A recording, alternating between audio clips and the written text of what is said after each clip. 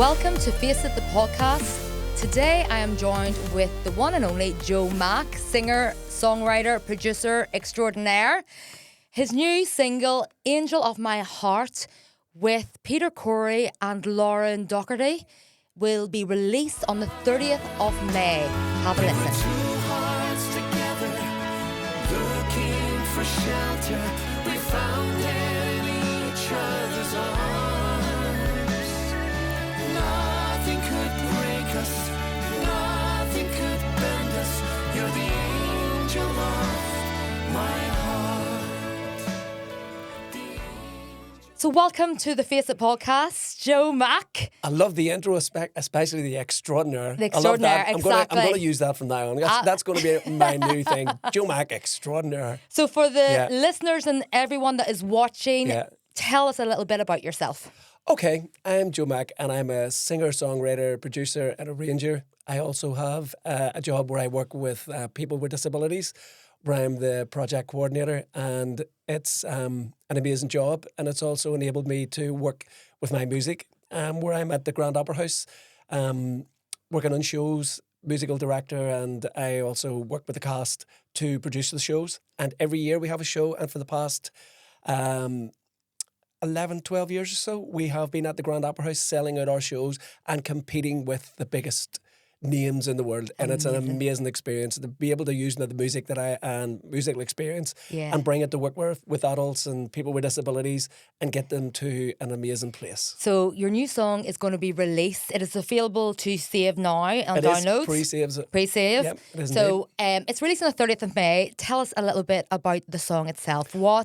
How did it come about? The title, the song, everything. I think with me, a lot of songwriters kind of go through a little phase where they kind of sit down and they write. I'm not one of those kind of writers. I kind of get inspiration from a moment, just something comes into my head at a moment, and if I'm there, I'll kind of get down and I'll get stuck in, and that's what I do. First thing is I'll get down to the piano, get a couple of chords, and then I'll hear a melody, and then I'll hear lyrics, and I'll kind of write them down, and I'll get started. And that's what happened with Angel of My Heart. Basically, I'd got this kind of chord structure, and then I got the melody in my head, and then the kind of idea came about.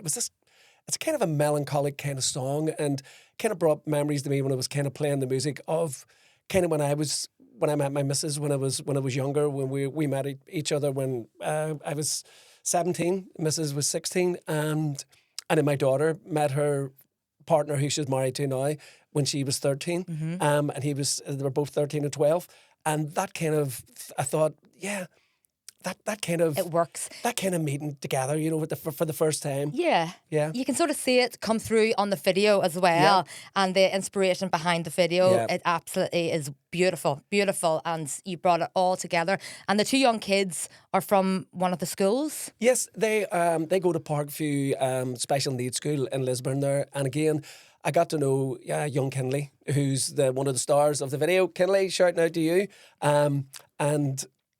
Her mum, Jamie, plays with the band called The Untouchables, and I'd been working with them for some time, and we were looking for someone to play the parts of the teenagers. Couldn't find anyone, and then I'd seen a Facebook post of Jamie's daughter's 13th birthday. Got in contact with her, and she says she loves this kind of thing. She loves everything about it. I didn't know at the time that Kinley had a disability. It was just. These things kind of come along, don't they? And they do. It was but you wouldn't even know on the video. The thing about it is, it just goes to show you that, do you know what I mean? Yeah. What is a disability? Do you know what I mean? Exactly, and this is again going back to my own job. That's what we're all about, Exactly. Taking people to a different place. And even as you said, there's people who've watched the video and said the exact same thing, And that's the wonderful thing about it. It's putting people out there again with a disability and showing them for their talents and what they can do. Exactly, and just raising that awareness that Absolutely. you know what I mean. They are not limited to what we all can do, which is fantastic. Absolutely. And then you had Peter and Lauren obviously come on and sing the song. What was the inspiration behind them? Because you do sing and you have an amazing voice. Yes. So why, Peter and Lauren? With this particular song, I kind of felt it needed to be a duet. That was number one. I kind of, with the kind of key and where the song was, I could have changed, could have did different things, but it was in that kind of tenor voice. And I'd actually seen Peter a few times, and I loved his voice. Really, really liked his voice. Lauren Doherty had called my daughter. My daughter was at college and asked her, did you know someone that could really sing that really high soprano voice, but be really soft? And she said, Dad, Lauren Doherty, she was at college with me, you met her? And then it clicked. And I went, oh, yeah. And my daughter, Joanna, kept me going about this, by the way. She says, excuse me, I'm a soprano, why not me?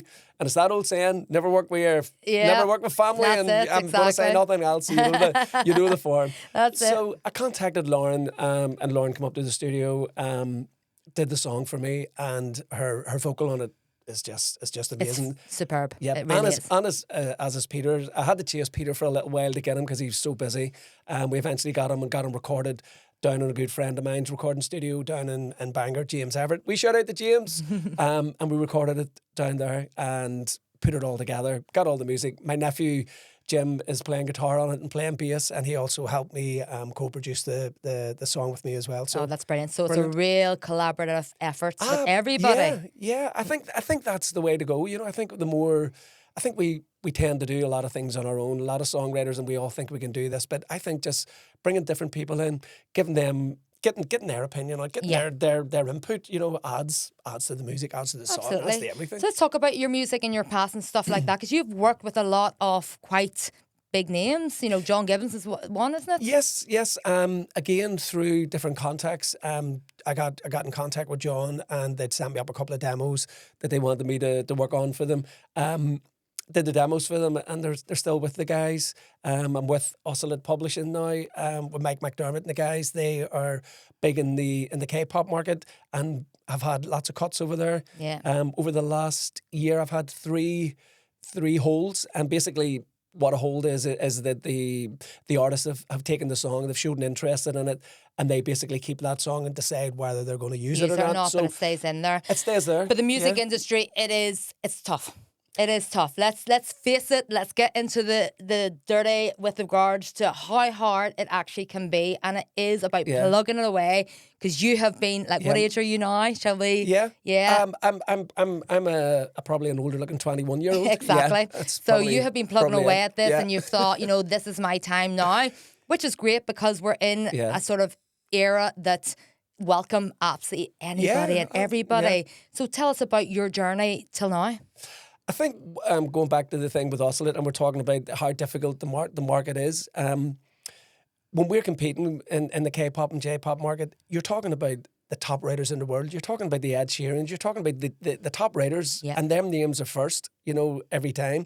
So even to get a song on hold, I'd gone through a little bit of a phase where Mike had to call me a couple of times and say, listen, you really need to keep at this, because even to get a hold is something else. It tells you that you're doing something right, out of all the artists, out of all the people who are sending these songs in, you've got a hold, so we just keep at it and keep going. My musical journey has been, it's been a bit crazy. I played in lots of cover bands over the years. Yeah. I was MD at Emerald Music Ireland with George Doherty. I actually took over from John Anderson, who was up there, and I think one of the things about that, and the significant thing about that, which I've always said to people, is I can't read music. I read up to grade 5.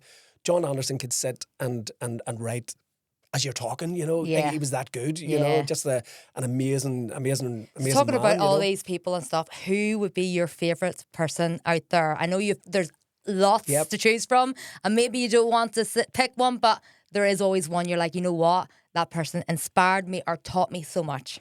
I think I've got an artist and I've also got a producer. I would say the artist that inspires me and still inspires me today is George Michael. Yeah. I think George Michael was very underrated.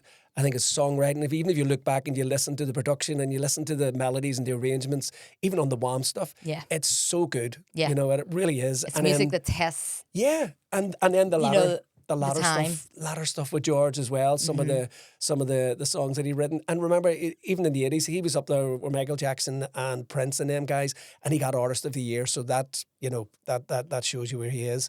And again, producer David Foster. I think David Foster is probably, in my view, the best that there is. He and David, for those who don't know David, the Bodyguard album with Whitney Houston, Chicago, Earth, Wind and Fire, Michael Bublé, everyone. If I could meet one person and sit in a room and learn and write a song with, David Foster. would be And the do you guy. pull a lot of that, inspiration into your own music, or where do you get your inspiration for Yes, your own? again, if you're listening to a lot of music today, a lot of the music has changed, and I've actually had this conversation with a lot of musicians and other producers, where it's not the music hasn't become as complex as what it was, in regards to chord structures and arrangements. I have my own opinion on that, but for me, I want it to be the best that I can do it, and I would kind of go along them lines of the old school guys, the David Fosters. Yeah. Great structure, great melodies, great arrangements. That's where I am, and that's where I'll stay. I can't sit down and just write. For those guys who write songs with 3 chords, it's amazing. See to write a song with 3 chords or 2 chords, Yeah. absolutely brilliant. I take my hat off to people that can do that. But for me, it's just an arrangement and doing something different. And again, with the angel of my heart, my nephew, who is a songwriter himself, and he's also a music teacher. The middle 8 section, the bridge section of this song, he'd phoned me up and said, "What are you playing in there? What's the chords?" You know what I mean? Because I think things to be different, something that'll just change the direction of the song and make it a bit different. That's for me it's what it's about. fantastic, and definitely the video as well. You worked with Luke, Mr. LDG Yes. Films himself, Yes, which I and- know very, very well. Yes, and look, how I got in contact with Luke was through Michelle McTiernan, who's doing a bit of PR for me as well. And I met up with Luke, told him about the song. He heard it, and then we had another meeting, and the both of us just had that same vision. Yeah. Right, let's do the video. It'll be about we meet in our teens, we go into our 20s and 30s, we'll have the baby. We get married, not necessarily in that order, but and then we grow older and we go to heaven That's or it. go to wherever so it is we go. But the video as well, let's talk about, we had the kids from the school as Yep. well. So what about the other 4 that are in it? The older couple and the yes. sort of younger, middle-aged, teen type couple? Yes, so Mimi and Kaelin, were actors, and Luke got them involved for me. And I have to say, I think the scene in the living room where she actually says, "Look, there's the birthday card, and here's a wee present for you," and it's the baby. I thought it was so real, and they acted it so brilliantly. Yeah. They were absolutely brilliant. The elderly couple, Dave and Carl, Yeah. I mean, how they came They about were was lovely. a friend of mine, again, in the music, playing in cover bands, had phoned her and said, "Listen, I'm looking to get an elderly couple to play this part. Do you know anyone?" She says, "Yeah, I'll see if I can get you someone." And literally, it took us, literally on the week, it was just kind of, have we got someone? Are they actually a couple in real life? I have no idea.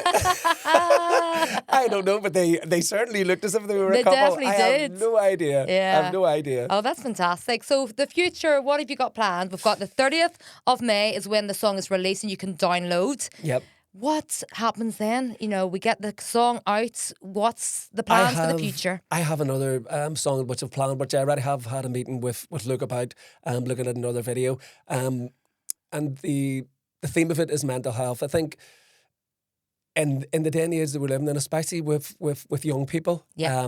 I think we need to do something that'll inspire them and make them feel We do. different about themselves, We do. And the song that I have is a song called Good Enough, which I'm looking to put out, and it's going to be the next one. So the song is called Good Enough, and what I'm going to do for that one is I'm going to look at actually donating any proceeds from that to a number of services which provide counselling for kids and young people. I think that age, and talking from my own experience, which people will probably hear about a lot more as we go on. I came through a pretty... So let's talk mental health, because Yes. you seem to be a very big advocate for it. Yeah. And I've spoken to you a few times, Yeah. and I get the feeling that it's relatable in your own personal. Yeah. So, let's delve a wee bit deeper here and talk Okay. about why you're so passionate about it. And, a lot of people in the mental health, the biggest issue is trying to talk, is trying to express how they feel. Yeah. But you've came out of it. Mhm. Look at where you're at now. What would you say to anyone out there that has struggled with mental health? I think it's a really difficult thing to actually say to someone. And I always remember a colleague of mine saying to me, when someone isn't well, and you may have gone through that same experience, them saying, "I know how you feel."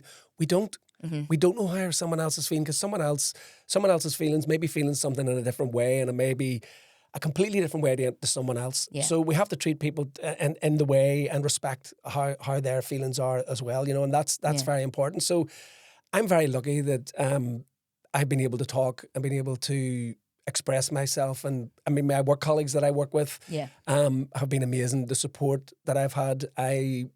2 years ago, I had a bit of an extremely bad period with depression and anxiety, and I had been working for Actionability for 21 years. I'd missed 3 days in that 21 years, and I had to take extended time Yeah. off for that. And it was the first time, and to be honest, I probably was in a place where I thought, that's it. I don't think I'm going to come out of this. Yeah, it creeps up on you without you even realise does. until you experience it and Yeah. you're there. And it is trying to get your head around Yeah. because it's the acceptance of why am I here? How am I here? Yeah, I think the acceptance of it is part of the way forward. It is. You know, and accepting that sometimes, you know, you're not going to feel too good. Other times you are. You know, there's days I'm on top of the world, and there's still times where I'll think, even with the music and everything else, you know, it's not going to go anywhere, and it gets me down. But we find other ways out of it. I'm no advocate for this particular book, but I remember when I was going through that particular phase, I'd seen a group up on Facebook. Can't remember the actual name, but if I get the name, I'll send it to you and you can put a link to it. Yeah. But there was a person talking about a book that they had read, and it was, I'm trying to remember the name of the book as well. I will remember it. There's things like books and even talking about music. Yeah. You know, the power in words, the power in music, Yeah. and how it is it is a remedy in a sense for people to help them get through, you know, those hard times. Yeah. Because a lot, like, especially with regards to Angel of My Heart, do you know what I mean? You look at that Yeah. journey, and that Yeah. is all about hope, and that is about, Yeah. you know, them being together for each other Yeah. through the hard times, through the Through good everything. times, through everything. And everybody goes through hard times. Yeah. It is part of life, but it's how we deal with them. And there's more awareness now to help people go through those times. There's much more awareness now, so there is, and I think that's one of the reasons why with the next song that I'm going to be donating to the charities that I said. I mean, I'm going to pick a number of charities. I decided not just to pick one because there's so many out there. I would like to raise enough money maybe to give to 4 or 5 charities, Yeah. and in particular children and young people, because I think that's probably where a lot of my own trauma and a lot of the stuff that happened to me over the years came from. And I think if I'd have maybe had a little bit of support then, and maybe people had a bit more understanding of it, Yeah. I may have been in a better position. Yeah. Yes, it mightn't have been perfect, but it would have helped me along. And music has been my saviour. Yeah. Music is just... Definitely. So talking about the charities with regards to the new song, and is the new song going to be about mental health, or is it about hope, or what exactly? It is. It's Have a you song, written the words for it? Yes, this song has already been recorded, and the thing about it is, when I wrote this song, I'd gone through a pretty bad stage with depression, and that song came out of it, and basically the song is about, you know, that journey through that depression, the bad feelings that you get. The words actually express that, but the whole thing about this is, Nikki, is about that you're good enough. I think so many young people, so many of us, we don't feel good enough. You know, we don't love ourselves. Yeah. Hence the book that I was talking about, and it's actually called Love Yourself Like Your Life Depended on It. Yeah. And that is all about self-love. Completely. And that is one of the things that I have probably been advocating for a lot of people, you know, learning to love yourself. If you can begin with that inside and start to love yourself, then that'll resonate out. And it Absolutely. will. But it's not an easy thing to do. No, it's not. And it's like those songs. What I'll say to people is, those songs that get in your head, that's what you've got to do with this. You've got to tell yourself you love yourself every day. And you have the recording already done? Yes, and the thing again about the recording is, the strange thing is, I would advocate people as well, if they can, to get any counselling that they can. There is a lot of people that they can go to where they can maybe get some free counselling sessions. Yeah. And I would probably say to anyone to Well, to let's go to that. let's have a wee quick listen, a little bit of a snippet of this song that's coming, and obviously then you're going to be going forward. This is going to be the upcoming single after the Angel of My Heart. So we'll have a wee listen here quickly, just to give you a hint of what's to come. When every step you take, you just keep falling down. Get back up on your feet because you're good enough. Good enough because you're good enough. Oh, you're good enough. Absolutely fantastic. Brilliant. Excited. Excited. I'm excited about that one. And I think, again, Nikki, the strangest thing is, I mean, I'm talking about people being good enough. I was actually in a counselling session, and the lady who was doing the counselling for me said, Joe, it's so ironic, isn't it? I said, what's that? She says, a song called Good Enough from a man who doesn't think he's good enough. Yeah.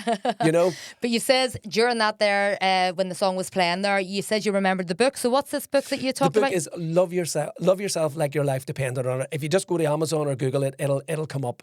And it basically tells you to repeat that saying to Absolutely. yourself. And every time you're hearing those negative thoughts in your head, because we all get them. You know, we get the wee thoughts that come into our head. They take us back a year. They take us back 5 years, 10 years. They take us back last week, the week before, and we're in a different mood. It does. And I think as well, with regards to the industry that you're in, you know, there's a lot of knockbacks, and it Yes. can take its toll on you. It does, and I'm glad you mentioned that, because there is a great organisation, Help Musicians UK, who are absolutely brilliant and offer services in regards to mental health issues, funding for musicians. It's an amazing organisation. So again, Brilliant. I would encourage any musicians to reach out to them. Absolutely. Yeah. And what would you say to any musicians who are out there and are feeling a little bit deflated with what's happening or where things are going? You know, what would your advice to them be? I think for me, just recently there's a young girl from Cork who's doing a lot of music at the moment, a young girl called Sarah Lou,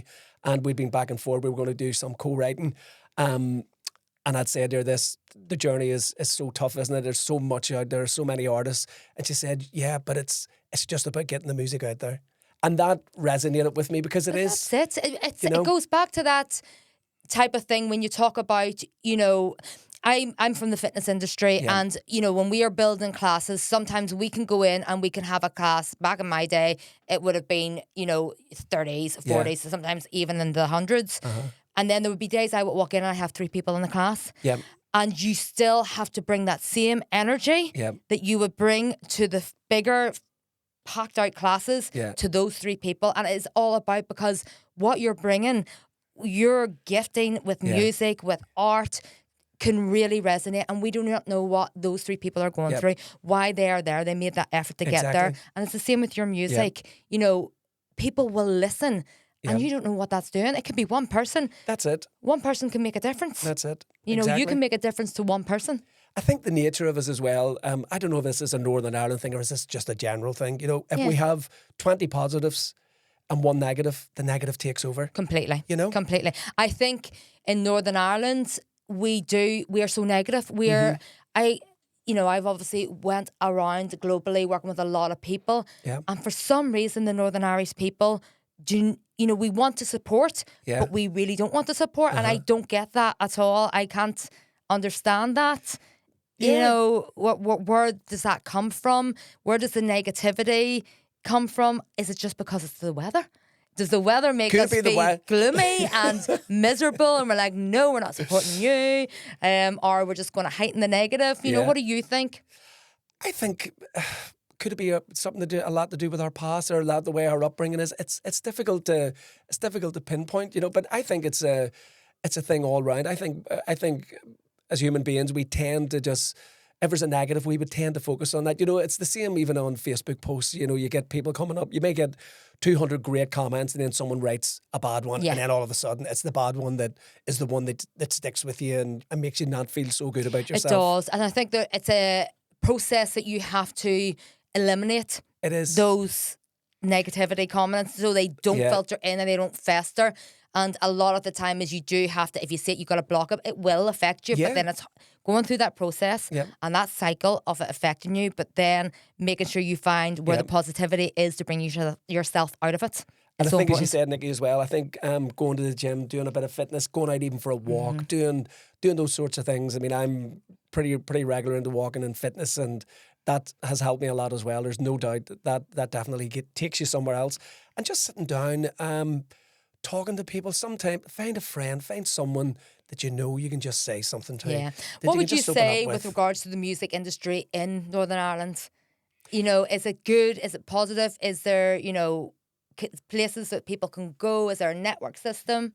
I think there's works on the way with the Arts Council and Belfast City Council to try and kind of get it to be a more collaborative thing. I still think it's kind of everybody's in their own wee niche still. I just don't think there's enough collective togetherness, in my view, with other writers and different people. I think it's important to talk about these things because, if you don't talk about it, then you can't bring about change. Yep. You can't, reach out to people who have that same thinking process in order to do something about it and gather together and build a team that you can actually then provide something for a network to push it out to gather together. And it's given a wee bit out to people. I've contacted a few people about different things, and a guy came back to me just at the weekend who's doing pretty well in the music business at the moment, and came back to me and give me a list of radio stations that I could plug the song with and all the rest of it, But not everyone is like that, And for me, if anybody phoned me up or if I wanted any advice on anything, I would tell them everything they needed to know, because see all this this is what I do and I've got this one, and I just don't think it's right. That's my own opinion on it. Yes, people are paying for services and doing whatever else, but, to build the industry over here and to find more young people coming up and encouraging them to get into this industry, be more collaborative. Yeah. Give out that little bit. Give a wee bit more of yourself out to the people. Talk to them. Tell them how difficult it is. Give them the hints. Give them something to aspire to. Absolutely. And help them. Yeah, definitely. Well, on that note, thank you so much for coming into the Face It You're welcome. studio. And stay tuned for our next episode coming soon.